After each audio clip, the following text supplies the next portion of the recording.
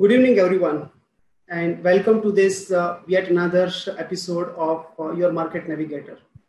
It's a knowledge series wherein we present to you one of our internal or external experts to share with you our views on markets, products, and general economic trends. My name is Bhavdeep Bhatt, and I co-head retail sales for Aditya Birla Sun Life Asset Management Company. Today we have our guest Anil Shah, a senior fund manager in our AMC business, and he has been managing one of our flagship funds in the multi-cap category, ABSL Equity Fund. Recently, Anil also has taken over another fund, which is ABSL Midcap Fund, in the last few months. And today, I'm very happy to have him to share his views on the way he manages portfolio, his vision of Midcap Fund, and more importantly, putting in perspective his portfolio holdings, particularly the sector level holdings and the portfolio constructing perspective for all of us.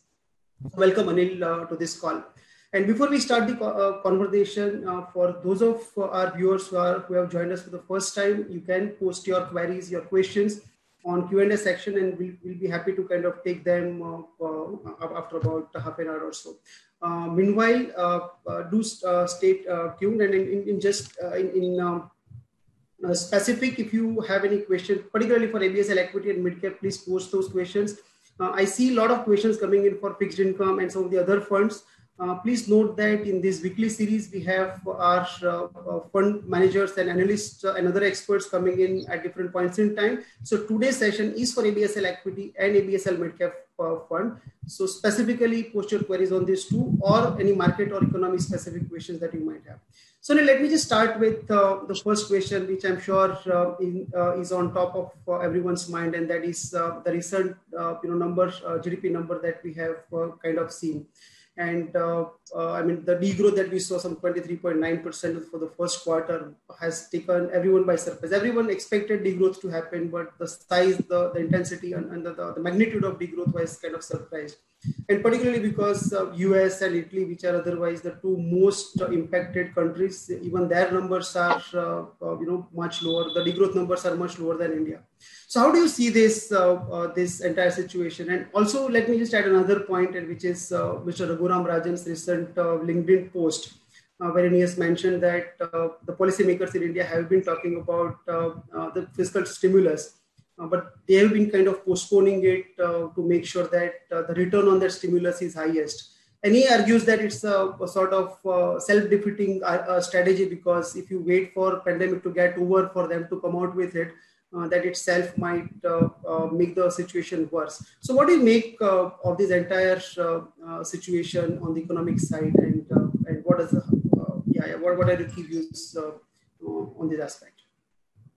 So thanks, Bhavdeep, for having me on the show. Let me start by answering the second question first. Which is, the fiscal stimulus one. I mean, why India not yet come out with a fiscal stimulus which can help? My honest answer to you is that the fiscal space with the government is quite limited, stroke restricted, and there's not really much that they can do, given the fiscal pressure that they are under. Please understand this. We have already, last year, reduced corporate tax rates to 25%. And for new units which will be coming in, the rates are even lower at about 17.5%.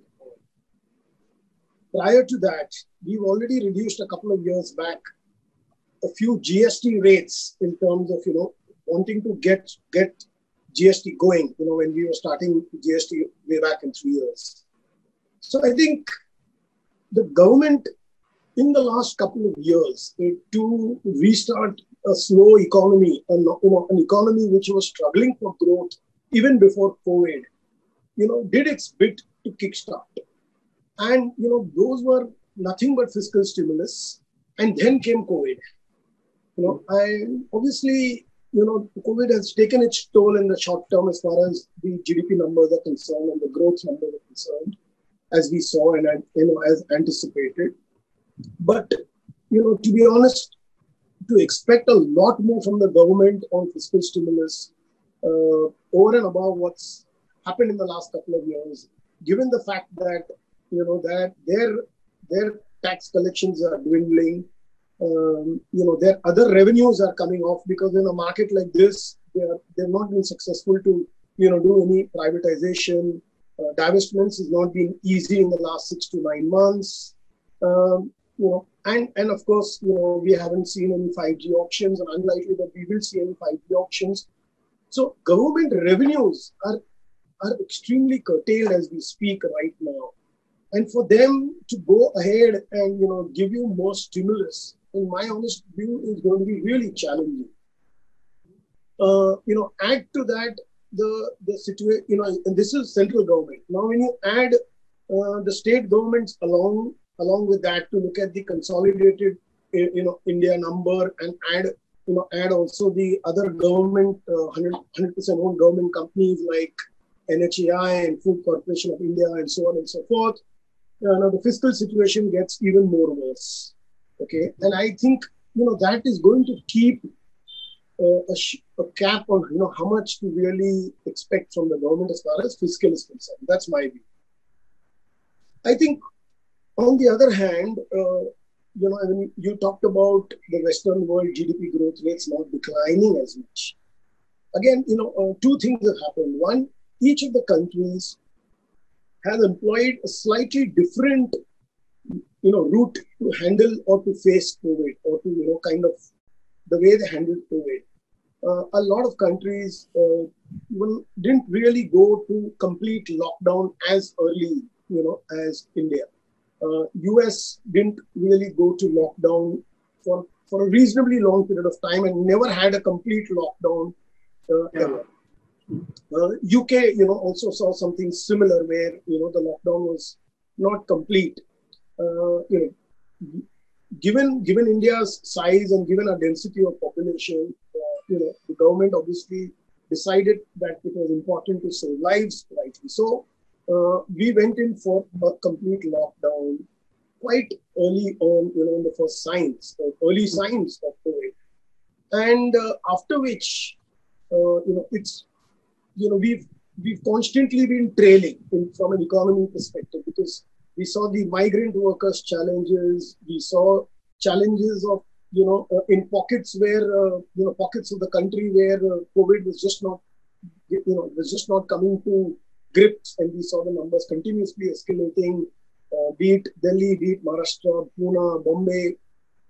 So I think, all these combinations clearly have led to a decline in GDP to the extent that we've seen. So it's in my view, it's two things that really hurt, two things that played out. One, when you compare to the Western world, we were far much more conservative in our approach to manage COVID. The jury's out there in terms of right now, but of course we can see our mortality rates have been the lowest in the world, and that's the good thing. And now we're trying to move as far as the economy is concerned. The train services, as we all know, continue to remain. And, train is the lifeline as far as India is concerned from a commute perspective for workers to come back, from their native places where they had gone initially, and it's obviously been a challenge to come back. So I think, that kind of answers your question about, why India is taking that long to come back from an economy perspective. Right. Yeah, I think two important points you made. One is our lockdown was probably the strictest. Just to add to what you mentioned, that I think it also coincided with the quarter 1 results. I mean, it just happened at the end of the March, and we kind of took the entire the quarter kind of coincided with the lockdown 1 and lockdown 2 and lockdown 3. So maybe that also created an impact. But very interestingly, you mentioned you don't seem to be expecting too much in terms of fiscal stimulus. Mr. Rajan was more in terms of that, stimulus is imminent. It's just the timing of it which he was questioning. Now you are saying the affordability itself, and that's a very fresh view that I'm hearing today, and interesting, and all the logical arguments that you made, that the space for them to really spend from here is really limited. So I completely agree. So in terms of you could see some form of targeted stimulus, for a particular sector, for a particular section of the society, for a particular segment, for a particular vertical of a particular sector. But I would be very, very surprised, if they really spend whatever, I mean, not that they have the luxury of bullets left. So I think it's I think that's why I believe that expecting too much from it is your limited thing. So the space is limited. Fiscal space is extremely restricted and limited, and I think what we can best hope is for the monetary part, and which we've anyway been seeing from RBI, and we've continued to see rates coming off. Probably India, we could see rates remaining lower for a longer period of time, and that itself could be a big thing from a boost to economy, consumption, purchases. I think that's asset markets also. Yeah, asset market is like, sure, why not? But I'm saying, that's my framework, and that, I am not really expecting, any big bang fiscal stimulus from the government. Got it. So Anil, you also would be tracking a lot of lead indicators, etc. So before we move to markets and products in subsequent sections, just a little bit on in terms of what's your assessment in terms of the economic activity. When do we really go back to pre-COVID levels with larger number of sectors? Do you expect that to happen in Q3, Q4 this financial year, or actually it's kind of postponed to next financial year? And why? Okay. So I think, the good part, let's talk about the good part first. I think the rural economy or the agri economy will be the first to really show, a decent level of activity, or almost reaching, a high level of activity as good as it was, a couple of years back, or, pre-COVID. I think that's the early signs that one is seeing. The monsoons have been pretty good. The sowing has been very, very good.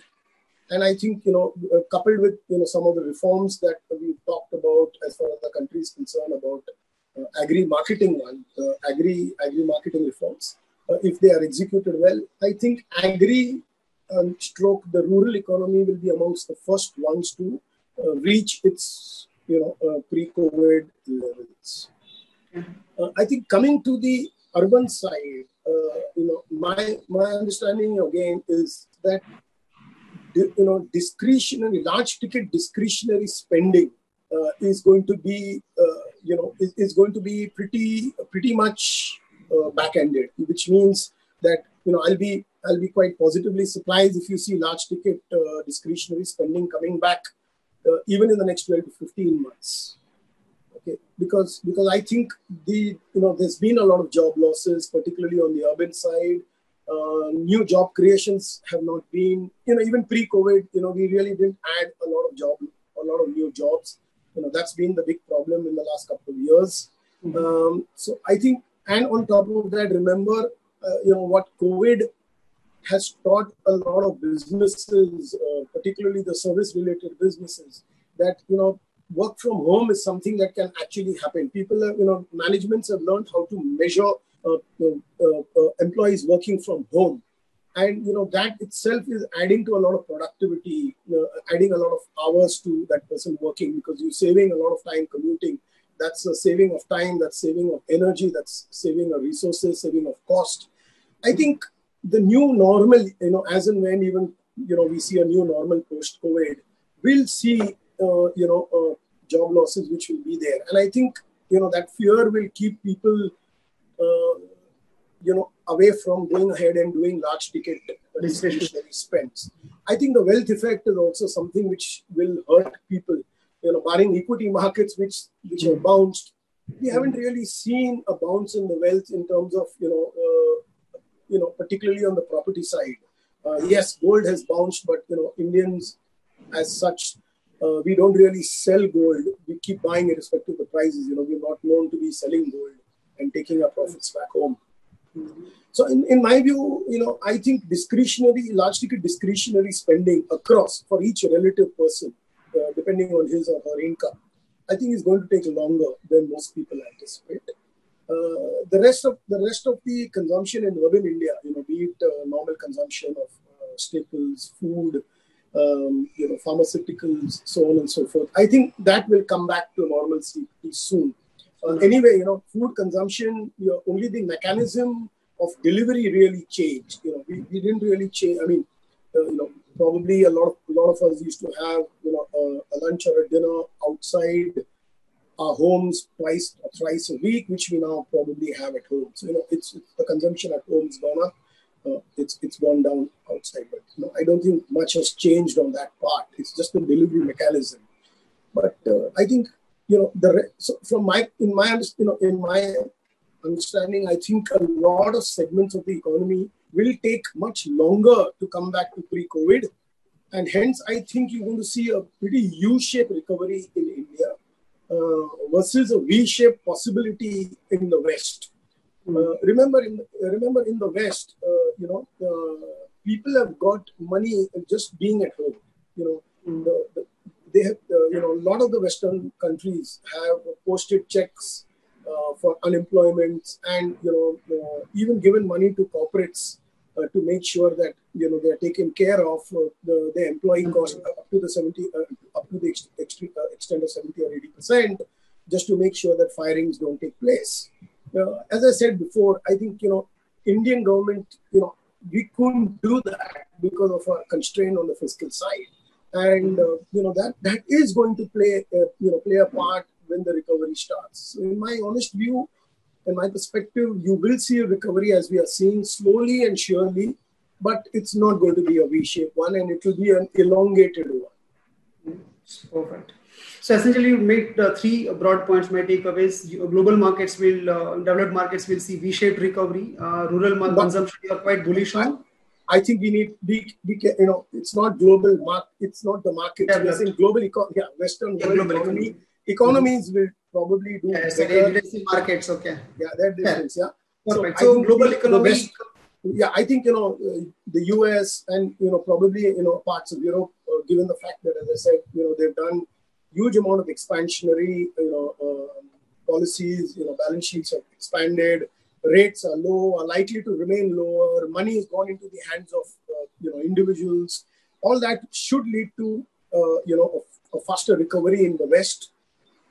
That's the first point. Yeah, you were saying the other 2 points. So economic recovery in Western markets will be sharper, could be V-shaped. In India, it's going to be U-shaped. You talked about rural consumption. You're fairly bullish on in terms of its comeback, and discretionary. You are saying because of the income effect and wealth effect both. You are saying the recovery of that will be a bit slow, delayed, and that's what one should expect in terms of the recovery. Now that leads me to another question, Anil, on the market side.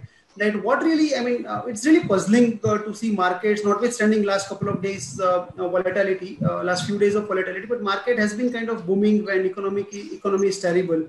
And as I was reading somewhere that Citi Global, some strategist, I'm forgetting the name, but he made a point that pretty much like beauty, value is in the eye of beholder. In a tree which is a money tree, and if you are sitting below that money tree, it depends on how do you see the market. There is a general consensus that valuations are very expensive when you look at fundamentals, but valuations are not so expensive and probably cheap when you look at the amount of money chasing that the assets. So which side of the argument you are on, and what would be your broad take for our investors and our partners watching this show? So clearly, look, when you have rates likely to, and the central bankers across the West have more than clearly spelled out that they would like rates to remain lower for a longer period of as long as it takes to get the economy back. We've gone to a different extent where the US Fed has actually talked about saying we will be more tolerant even if inflation comes back. So they've spelled out clearly that rates are going to remain lower in the West for as long as it takes. Clearly, if you keep rates as low, the savers will want to keep looking for better returns. It's a game of yield, right? A lot of countries in the Western world, not US yet, but are at negative interest rates, and so clearly the search for yield is on. The minute when you talk about search for yield is on, the people will keep looking to buy assets which are relatively more liquid, relatively where you can plot growth on an Excel spreadsheet very easily. And that's been the name of the game over the last couple of months. Of course, it's not completely spreadsheet. One must understand that, there is a transformation of businesses, particularly in the US, taking place with the kind of innovation that we are seeing. And, and of course, those 5 or 6 large companies which are leading the charge as far as innovation in the US is concerned could completely change the face of businesses and the face of, the way the world is looking at how businesses are being done. So there is clearly the jury is out there in terms of, a lot of people believing that, the growth there in some of these companies could be eternal and could be very, very high for a long period of time. Okay, but those are genuinely innovative, companies, and you could see over the past years, how they've changed the landscape of businesses, how they've disrupted existing businesses across the world. But yes, it's a yield chase. It's a simple yield chase, and that's exactly what's really happening. We've seen this before as well. Even in 2000, when we saw the quantitative easing 1, 2, and 3. The markets. I mean, the participants were very clear that the economies will take long to recover, but the markets really recovered very, very, like a V-shaped recovery, because money was chasing assets. And it was very, very evident that, valuations were taken to a new level. I think it's the same thing that's happening all over again today, probably with a bigger belief that there is just no other way out, and, rates will remain as low as long as it takes. People just can't see a solution. Yeah. And, that's what's happening. And as far as India and, emerging markets is concerned, I think the other thing that's adding fuel to fire is the belief that, you could see a couple of years, at least for the next 12, 18 months of a depreciating dollar, given the fact that the balance sheet there is worrying a few people, large investors. And, again, when you look at that, and if you see the previous trend in 2004 to 2008, whenever the dollar strength has kind of played out, you've seen carry trades starting off. You've seen more money coming to emerging markets, more risks being taken, and that's something that I think the whole circle has restarted all over again. So on this point, let me just ask you a question which everyone is most interested in. I mean, we have been discussing lots of questions and they are contextually very useful. What would you advise if someone wants to commit capital now, investment into equity markets now, with 2-year, 3-year, and 5-year? What kind of return expectation one should consider as a reasonable expectation from even this level, when the valuations, fundamentally speaking, is fairly expensive? You're talking about Indian markets? Indian markets, Arun. Right. Yeah. No, I think, look, when you look at India, I think, there's a couple of some fantastic advantages that we have from an economy, from a market's perspective more than the economy. Let's talk on both issues, the positives first. We are one of the few countries which has, a lot of sectors which, if depending on your view on the economy, which you can really play. And some of these companies and some of these sectors throw a phenomenal amount of free cash flow. Balance sheets are great, and they've been tried and tested businesses, and they've been tried and tested, business. Let's take the case of, let's say, we have a slew of a plethora of companies in IT, which is software, which is basically providing offshore services to the world, at a fraction of a cost that can be done, if done on site in US. So you're providing that, and it's been a model since 1990s. And these companies have established themselves. They have a phenomenal track record. They throw in phenomenally good amount of free cash flows, good managements, and have really done extremely well over the last many years. So, if somebody is positive on global growth, hypothetically, the best way, if you're in India, you can play it through IT, right? Mm-hmm. Then comes, let's say, the Indian pharmaceutical, the generic players. As we all know, India is the generic supplier to the world. We are almost having 60-65% market share of generics to the world. Again, a lot of companies out there with extremely good outstanding track record, lots of products in terms of US FDA, which are approved already and existing businesses in US and rest of the world and in Europe. Following this process for last many years in terms of filing for new products every year, getting approval from the US FDA and the Indian markets as well as the rest of the world markets, and then launching the products. Again, good free cash flow, good businesses, good balance sheets. So, and again, pharmaceutical is something which is over the years one has seen, is not truly dependent on the state of the economy. It's a sector which, does relatively well with steady growth rates across.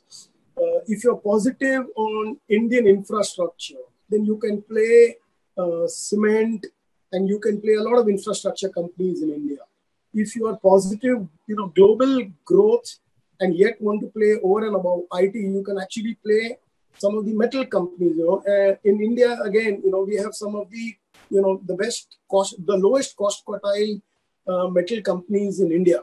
From a global perspective, when you compare them, be it in aluminium, be it in zinc, probably even be it in steel. And I mean, the good part in India is that you have and of course, we are a 130 crore population.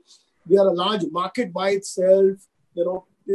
This population needs to be fed. This population has a large middle class.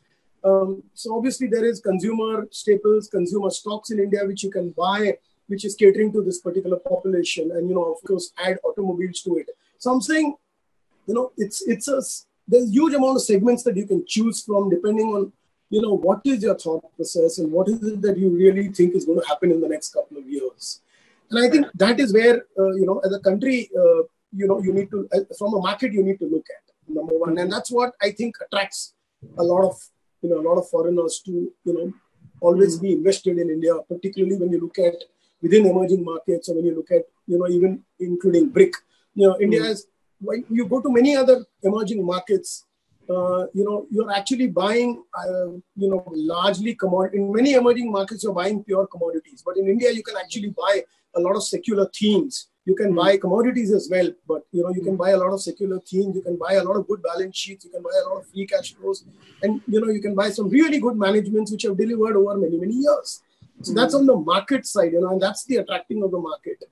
I think from an economy perspective, again, you talked about investing for 2, 3 to 5 years.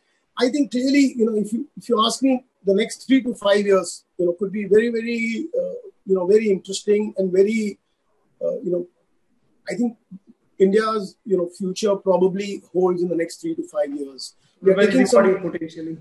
Yeah, I think we're taking some serious, bold steps to get manufacturing back. And luckily for us, the geopolitical situations in the world is helping us, in a way when the world is looking at an alternate supply, other than the Far East. Okay, and I think if we can execute well what we are speaking in the next 3 to 5 years about, wanting to also be a manufacturing hub for many things, I think the future could be very, very exciting. Okay, but as I said, people need to be aware that manufacturing is not something which is a press of a button. The policies have been announced today or whatever, they've been announced. And if people start looking for the policy already to start showing results tomorrow or day after or the next year, it doesn't really happen. Manufacturing, is a long-term, commitment from entrepreneurs. Okay, they look at 20, 30 years. They want, they want stable policies. They want conducive, tax structure. They want good infrastructure, and of course, they want efficient, employees to, get to work. And I think, if we can position ourselves well, the next 3 to 5 years, in the next 3 to 5 years, the jury will definitely get out. Will be out in the next 3 to 5 years. Could be really exciting. Wonderful. But okay, as I said, the next couple of years, in the meanwhile, the next 12, 18 months, could be a little, I won't use the word challenging, but one needs to keep your eyes and ears open and really remain alert at all times, because we have seen a very, very sharp and exuberant rally, and it's not yet been matched with the economic recovery as I spoke about. I think the next 12, 18 months will be slow in terms of recovery. So we've already probably moved ahead of that to some degree, and we've seen some correction over the last couple of days. I may actually talk about it as a welcome correction. We also have an extremely important US elections around the corner. And as I said, the geopolitical situation is constantly under threat or is being challenged, and we need to keep that constant watch. And of course, we need to keep a watch on how India executes its manufacturing plan, because remember, manufacturing as a percentage of GDP today is as lowest as it's been in the last many years. I mean, we really, the last 5-7 years or even more, we've just not moved. And to me, this is an opportunity, and if we can get this right, then the future is phenomenal. So if somebody is looking to invest for 3 to 5 years and, of course, beyond, then equity is the place. If someone is looking to buy, today and say, look, I'm looking for 12 to 15% return in the next 1 year, I'm not sure I have an answer for it. I'm not sure. Okay, I think the next 12, 18 months are going to be probably a little more sideways, a little more drifting downwards, and pockets, certain pockets of the markets or the economy could do well. I'm not sure the whole market is going to do as well as we've done in the last 3 to 4 months. So in my view, the next 12, 15 months are going to be more of consolidation, more of, I won't use the word wait and watch, but yeah, more of, looking at those 3 or 4 things that I talked about, the US elections, the geopolitical conditions, Indian execution of its manufacturing policy.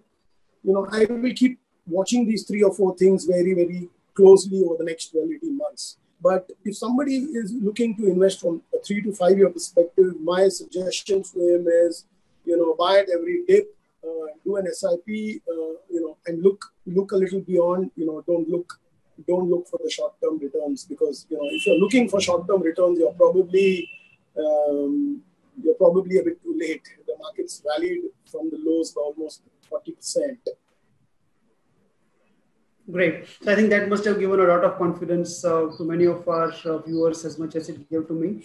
Sure. So 3 to 5 years, you are saying, because of all the variety of reasons that you talked about, the size of the economy, the variety of opportunities available, some of the tactical opportunities, tactical in the sense, in the global context, like manufacturing, etc., could be really defining a phase for us 3 to 5 years. So wonderful. So now let's talk about funds, Anil. And I'm so glad that I missed, that you talked about manufacturing. And there's another fund that you are managing. So let's talk about all the 3 funds: equity, ABSL Equity, ABSL Midcap Fund, and also ABSL Manufacturing Fund. Equity, ABSL Equity, our multi-cap proposition is one of our, or not only our flagship fund, but I think in the industry, one of the few funds which have very consistent long-term returns. At the same time, I received quite a few questions on last couple of years have been a bit challenging generally for the investors and the, partners in general, and also with our fund house and particularly some of our categories. So just wanted to understand in ABSL Equity, what should people really expect? One question I often receive is that we are fairly consistent, but we don't show up in that top quartile most of the time. And that might also be, might have to do with the way you look at investing. And I know a couple of things. I'll just take liberty to kind of touch upon a couple of aspects. One is the focus that you have on balance sheet, not only the quarter-on-quarter P&L numbers, but you look at companies fairly differently. So if you can just help us with your perspective on that. And another thing is what really stands out about your style of investing is the top-down investments. And that's how you look at like global economy, for example, or your pick on metals and things like that. So how do you really look at that top-down? Because most of the fund managers in the industry you talk to, and people will be able to relate with bottom-up investing. You're one person who talks circular. So there is bottom-up and top-down both put together. But yeah, it's higher emphasis on top-down. So if you can just let us understand that bit. And third is some of the overweights and underweight positions. So for example, Airtel has worked out very well. In telecom, for example, overweight for us. Pharma, you have been overweight, and that has really played out well for us. You have been overweight in BFSI, in equity fund, and that has kind of cost us some performance in last few months. If you can just help us understand your portfolio positioning with the sectors in mind, And also, I mean, I was quite when you talked about the fact that I'll get lost. Too many questions together. Many things. Okay, I'll just talk about the. I mean, I think there are already 3 or 4 that you raised. So let's slow down a bit. Yeah.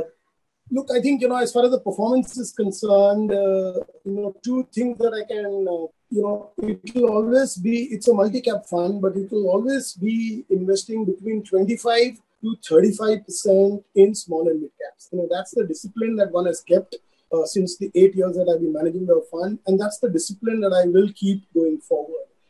It's easily said that being multi-cap and flexi-cap, one can quickly change the positions. How I wish it was as easy as investors. Some of them ask that, mid-caps fallen down a lot. You should completely change your portfolio to mid-caps. That's easily said than done. India is not necessarily the most, we see a lot of volumes taking place in Indian markets, but it's not really one of the most, liquid markets. I think, the last I remember, we were about 7th or 8th largest market cap in the world. I think it was easily 6 or 8 months back. I haven't refreshed these numbers. We were the 6th or 7th largest market cap in the world. But on a free float basis, we were 14th or 15th. Okay, so that's the difference. Number one, that it's easy to say आप multi cap category हो तो जब mid cap अच्छा करेंगे आपको 100% mid cap में होना चाहिए और जब large cap अच्छा कर रहे हैं तब आपको 100% large cap में होना चाहिए. ये कहना आसान है but करना बहुत मुश्किल है. So I think being consistent, okay, is something that is more crucial and important as far as I'm concerned, and as far as I think the fund house ethos are concerned. The idea is not to be to take risks which you can manage and remain consistent. Don't take risks which will take you to, top quartile, but taking a lot of risks and if the risks don't play out, you will be in Q4 or quartile 4. I don't think it's in our ethos and definitely not in my DNA. So that's the first thing that, I would like to add. It's very clear. So the first thing is to be consistent across long periods of time. So if you see BSL equity over 5 years, 7 years, I think even up to 8 years, we are a top quartile fund. It's Q1. It's even in this year, 1 year, we are the top quartile fund. It's only in 2 year and 3 year we are a second quartile fund. And I think being in Q1, Q2 on a consistent basis, as far as I'm concerned, it's fantastic. It's phenomenal. Could one have done better? Yes. All of us can always do better. There's always room to improve upon. For each one of us, as individuals, as fund managers, as human beings, as countrymen. Why not? So that's the first thing, that the fund on a longer term will be consistent, and the fund has really done extremely well on a 5, 7, 8 year, and even on a 1 year basis. Of course, on a 2 to 3 year basis, it's been a second quartile fund. Having said that, in my books, as I said, Q1, Q2 is as good as it can get. Why has it been a second quartile fund in 2 or 3 years? I think the answer is very simple. The answer is that, barring the last 3 to 4 months, if you look at the rally before COVID, okay, the rally before COVID was predominantly very, very narrow, which means 5 to 6 stocks or even less were driving the indexes, which means the narrower the index, the better it did. So Sensex is the most narrow index, 30 stocks. It did the best. Nifty is 50 stocks. It didn't do as well as the Sensex. You then come to Nifty 100 or Nifty Next 50, which does not have the same stocks as Nifty 50. And, that was the third best performing index. You then go to NSE Mid Cap.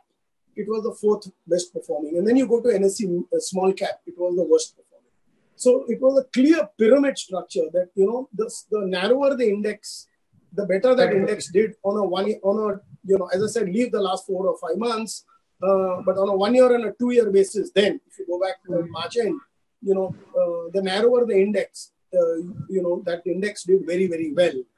And that was almost, and that particular trend, I think, lasted for almost 12 to 18 months.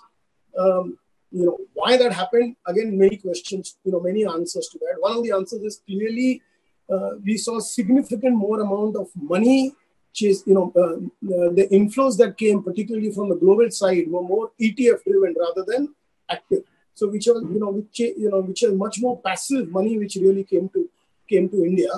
And, passive money really doesn't ask questions on fundamentals. It just invests, largely on the weightages that are there in the index. So it almost became a virtuous cycle that the larger weight you have in the index, the bigger you became. And the bigger weight you had in the index, the biggest you became, and it just continued for 18 months. So I think that's the first thing that's, that really happened.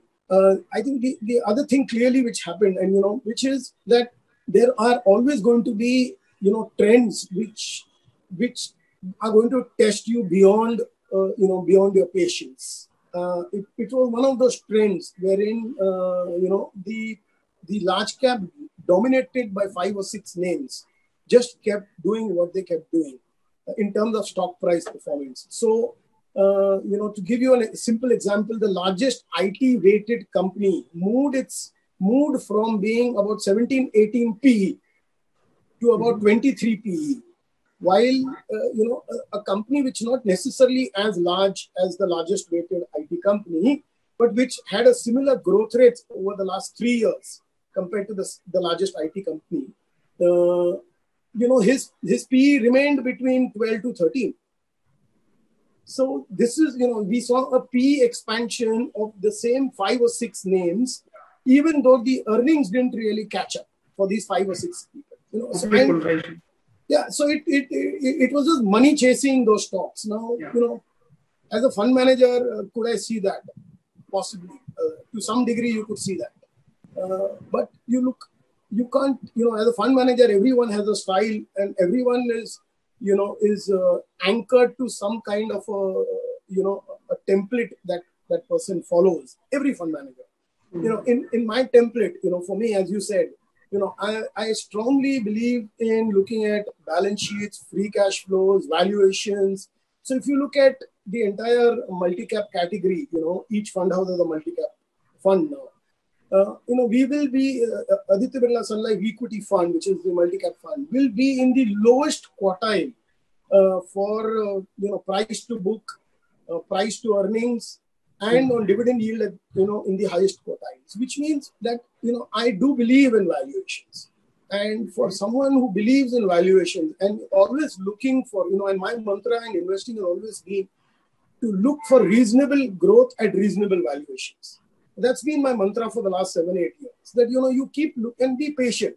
Look, I'm not a momentum fund manager. I cannot do momentum. I'm patient. So if I see a particular company or a sector, which may not have an immediate trigger for the next 3, 6, 12 months, but if I think that, the balance sheet is good, the free cash flows are fine, and it's available in my, it's available at the valuation which to me are mouth-watering, I will invest.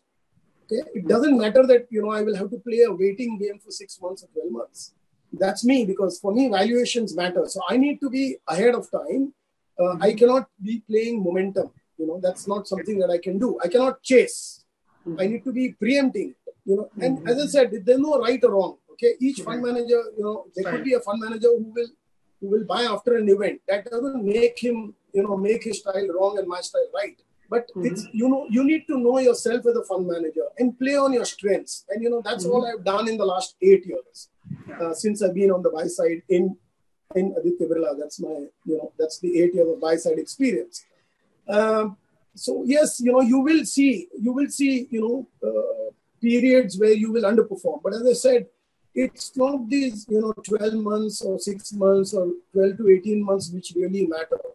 You may lose that small battle, but it's the bigger war that you really want to win. And that war is, play for your long-term, 5-year, 10-year, 20-year records, and that's how, that's how money is really made. That, if you could give someone on a 5-year basis a 15% CAGR return versus a 13% CAGR return, It's a huge difference. And, that is what you really want to be, consistent. So, I am not really here to be a hero 1 year and a zero next year. That's really not my style. So if I'm Q1, Q2,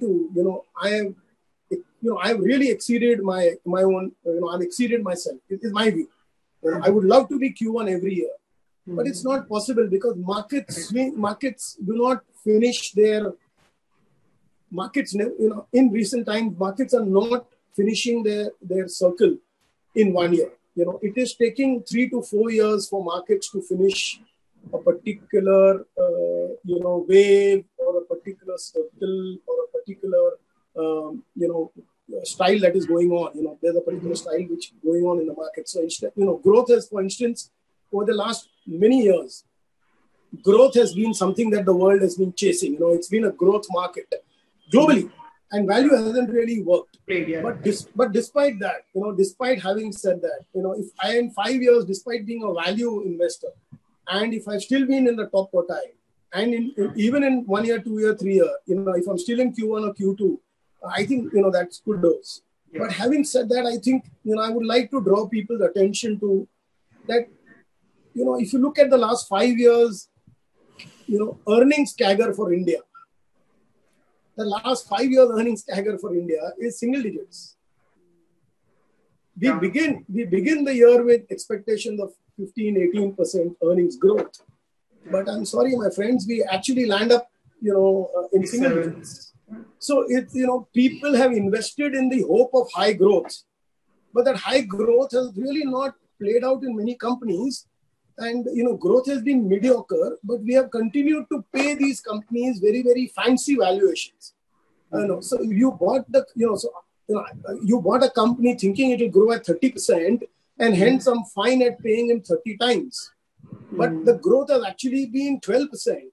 But you've taken and hence automatically the valuations instead of 30 has become 40 times. But market's fine with that 40 times. Yeah. I find it difficult.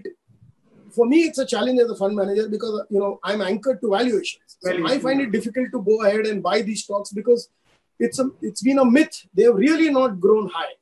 Okay. And that is the challenge that this market has faced, that you have not really delivered on earnings, but we have seen a significant amount of PE re-rating in many, many names, and I talked about the largest IT company. It's an amazing company. It's really, it's a machine. It does so well in terms of, it's a phenomenally well-run, well-managed company. It throws up a huge amount of free cash flows. But growth has not really been, off the charts versus the other IT companies. In fact, they've been in line or worse off than the other IT companies. But we have moved their valuations from X to 1.4, 1.5X, keeping everybody else at X and less than X. So I think that's the challenge. Interesting. So I think it's very good to know your style of investing. I have personally seen the discipline with which you kind of maintain your for example, small and mid cap exposure between 25 and 35%. Your focus on long-term investing. Particularly long-term investing is a very cliched thing because everyone talks about it. But the emphasis that you have put on balance sheet, even if the P&L for the next for a quarter or two doesn't really reward, even in that case, that ability to kind of stand still in that exposure is something which I have seen. So I'm sure all of us would have got clarity, most of our investors and partners on the call today, of how you manage the fund. I think that clarity itself is very, very important for people to really look at investment for long term. Now, just we are short of time, so I'll just rather than talking about the large cap and this thing, overweight and underweight, I wanted to talk about on the equity side. But let's talk about mid cap. Now, you have recently taken over this fund. So what's your vision of this fund? How do you see this as an opportunity? Does mid cap really is a good opportunity to kind of invest for people to invest at this stage? Sure. So, yeah, as you rightly said, just recently, it's just been about 4.5 months that I've taken over Midcap. It's relatively a newer baby, and it's come at a time when markets were really moving at a breathtaking pace.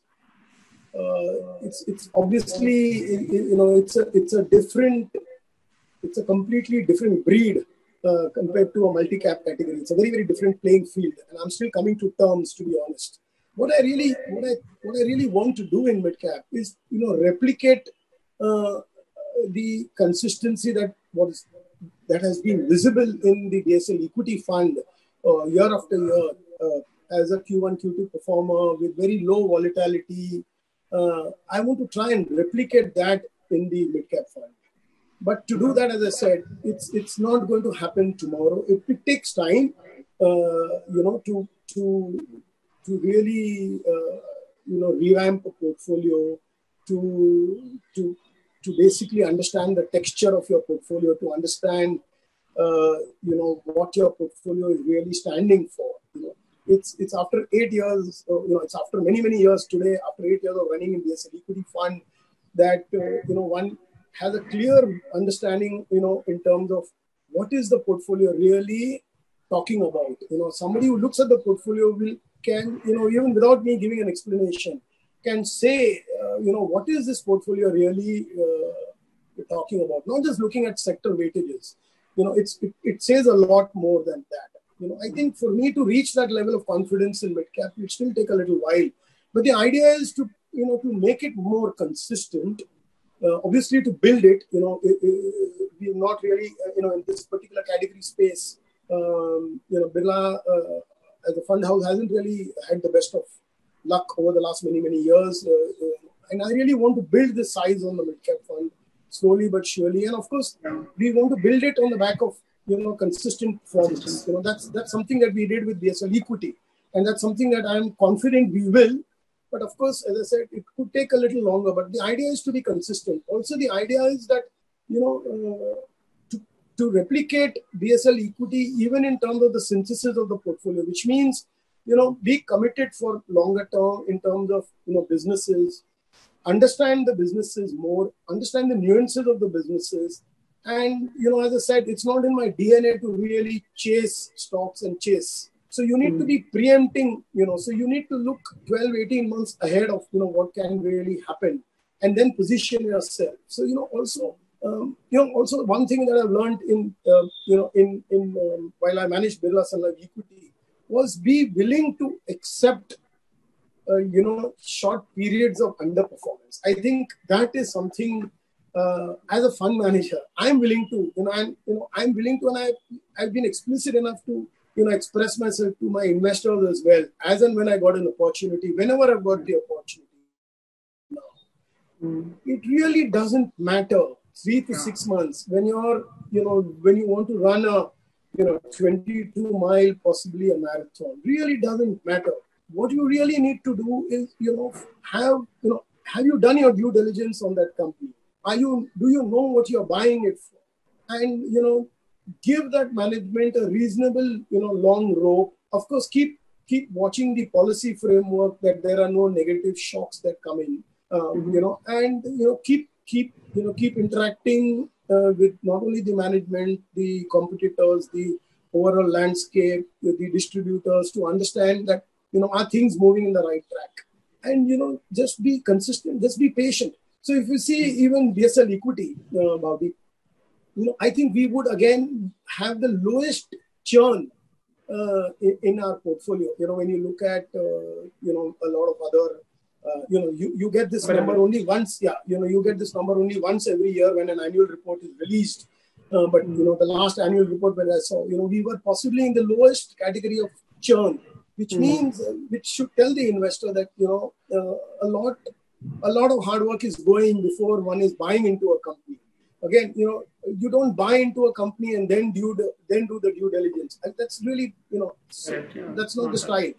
So if you're patient, you're bound to miss a couple of names. That's the sad part which you have to live with, that you'll miss a few names. But if you can get my father used to tell me, if you can get 70% of your decisions right, generally in life, and particularly each of the larger ones, your home. None of us is God. 10 on 10 is a dream. Yeah, we can't get every decision of us right. But if we can manage to get the large decisions right, and in overall, if we can get 70% of our decisions right, your home. I don't claim to say that every stock pick that I have done has done well. No.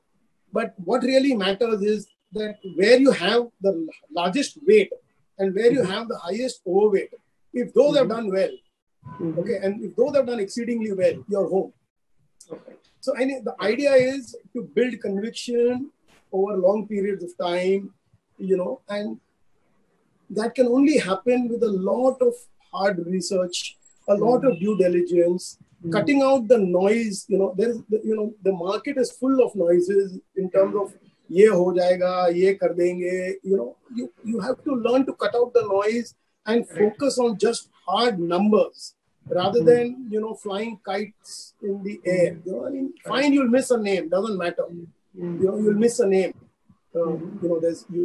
It's okay, doesn't really matter. As I said, so again, my message to the investors is, have the stomach to accept marginal underperformances. Again, at no point of time in last 8 years in my memory has BSL equity gone to quartile 4 for more than even one quarter. I don't think we've touched quartile 4, and we're talking about on a rolling basis 8 years into 32 quarters. Yeah. 32 quarters. I don't think, there could be a one-off quarter, I don't recollect. Yeah. But we haven't moved into Q3, Q4 for, probably 1 or 2 quarters out of 32 quarters. That's a phenomenal track record. Yeah, and, on a 1-year basis, of course. And, that's the way you need to see things. So, I think the last 12, 18 months has, taught me to accept a little underperformance. It's fine to be trailing in the short to medium term, but, be committed to your thought process. Be committed to your style. Right. Very interesting, and I think it's interesting to know that one word that you are really committed to is delivering Q1, Q2 performance over 3 to 5 year period, and that's what you define as consistency. And it is so nice to know that clarity that you this is what people can expect from you. So, and I'm just reminded of one very interesting fund research, as I was listening to you, and that is if you look at in last 20 years and look at a 3-year return. Okay, and then at the end of 3 years, you decide which fund to invest in. So invest in funds which are top quartile in first quarter, first decile. Actually, essentially you are capturing top 10 funds in the industry on a 3-year basis, and then invest in those top funds for the next 3 years, and keep repeating this for last 20 years. Okay, every 3 years you churn it, and then you look at the end of 6 years whether those top funds that you had invested in where do they feature. And the correlation between the top 10 funds then and the top 10 funds in the subsequent 3-year period, that correlation is 0.12. That is almost no correlation. So if our investors and partners, if you are kind of chasing just short-term performance, 1 quarter, 2 quarter, 3 quarter performance, is just not possible. So important thing is to know your fund manager, know your fund house as to what is our intention. How do we evaluate fund managers? How do fund managers evaluate themselves? And then accordingly you commit your hard-earned money to this set of people for 3 to 5 years is the best bet you can have. And it's not sure that in 3 to 5 years you will necessarily succeed, but that's the best thing that you can do today for committing your hard-earned money. So thank you, Anil, for that clarity. And the last question I have is on manufacturing. So you use the word manufacturing quite a few times as you were describing India opportunity because of the Far East stuff. Yeah, please. Yeah, so so that's a fund which I think we had launched in 2015, probably. Yeah, I think it was 2015 launch. A lot of expectations was in 2015 when we had a change of government in 2014. That a lot of thrust will be given to manufacturing, and we will see a dramatic improvement in India's manufacturing growth rates. Unfortunately, that really didn't play out as expected lines in the ensuing 5 years. But as I mentioned, there's another opportunity knocking on our door because of the geopolitical equations changing globally. India is getting another opportunity. If we use this opportunity now, not every time does God give you a second opportunity. I think India has been given another opportunity to knocking on our doors. So if we could really use this opportunity, then manufacturing, which today hasn't really taken off, would be a very, very interesting space for the next 5, 10, 20 years. Just to expand a little bit more on this, the way to look at manufacturing is where in manufacturing does India have a cost competitive and a quality advantage? That is what you need to look at. And in my view today, pharmaceuticals, small cars and auto ancillaries, okay, are the only two places that I can really talk about where we have an advantage versus the rest of the world. I think chemicals is